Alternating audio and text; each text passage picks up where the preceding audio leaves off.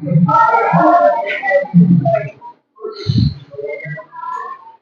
Morning बच्चों। आज हम लोग जानेंगे साइंस। साइंस में अम्ल का नाम और सूत्र। क्या पढ़ेंगे हम लोग? अम्ल का नाम और पहला है हाइड्रोक्लोरिक अम्ल। क्या है? हाइड्रोक्लोरिक अम्ल का सूत्र होता है HCl। क्या होता है? दूसरा सल्फ्यूरिक अम्ल। क्या है? और सल्फ्यूरिक अम्ल का सूत्र होता है H2SO4। क्या होता है?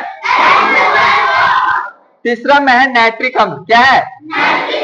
नाइट्रिक अम्ल का सूत्र होता है HNO3।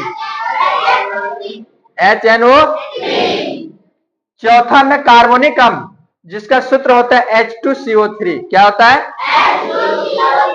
पांचवा में फार्मिक अम्ल मतलब HCOOH। क्या पड़ेगा? छठा नंबर में एसिटिक अम्ल CH3COOH। क्या पड़ेगा? सातवां में है बोरिक अम्ल H3BO3। आठवां में ऑक्जेलिक अम्ल, इसको पड़ेगा COOH होल 2 भी पढ़ सकते हैं। इसको इस तरह भी लिख सकते हैं, देखो COOH और 2 आता है। इसका एक सूत्र और होता है C2H2O4। क्या पढ़ेंगे?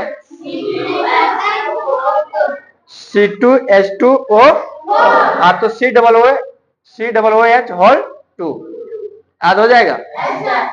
तुम लोग को कुछ सिखाए थे हम यौगिक को लिखने के लिए। कंपाउंड को कैसे लिखा सिखाए थे ना। जैसे मैं तुम लोग को पहला बोला जाए सोडियम क्लोराइड। क्या बोला जाए? सोडियम क्लोराइड को कैसे लिखता है? सोडियम का सूत्र क्या होता है? Na। और क्लोराइड का Cl होता है ना। सोडियम का संयोजकता, क्लोराइड का भी संयोजकता हम क्या बोले, इसका वाला संयोजकता इसमें जाता है और सोडियम का संयोजकता इसमें जाएगा, क्लोराइड में जाएगा। तो एक एक है तो लिखा नहीं जाता है, तो NaCl हो जाता है। क्या हो जाता है? क्या हो जाएगा? अगर यही रहता सोडियम ऑक्साइड, क्या रहता? Sodium oxide.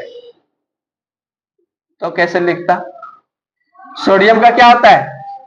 Na। सूत्र क्या होता है सोडियम का? और ऑक्साइड का वो होता है, ध्यान से समझना। इसका संयोजकता कितना होता है? इसका कितना होता है? 2।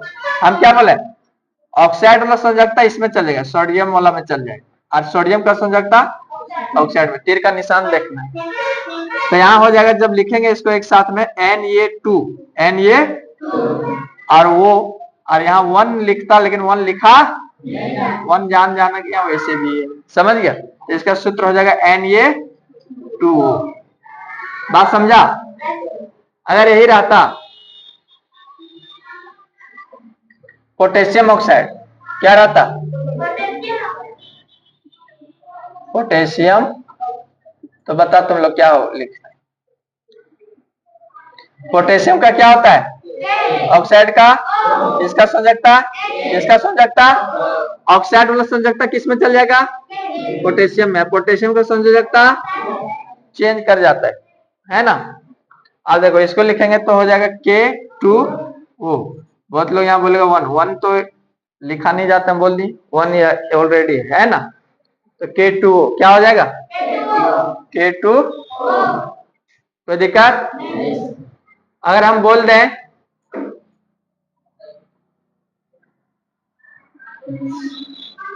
कैल्शियम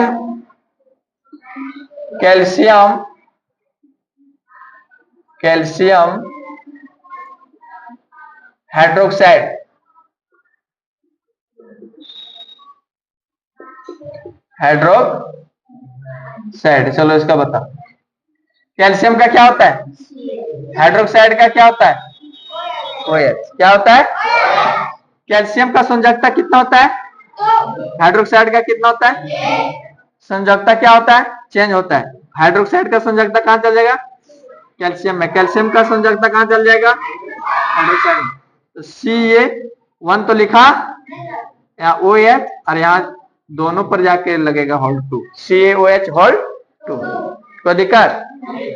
और कैल्शियम का निकालने के लिए सिखाया था, जैसे कैल्शियम है, इसका संयोजकता कितना होता है? 20 होता है ना। पहली कक्षा में कितना होता है?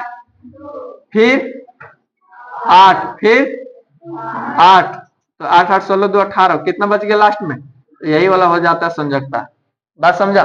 इसका फॉर्मूला भी तुम लोग को सिखाए थे 2n²।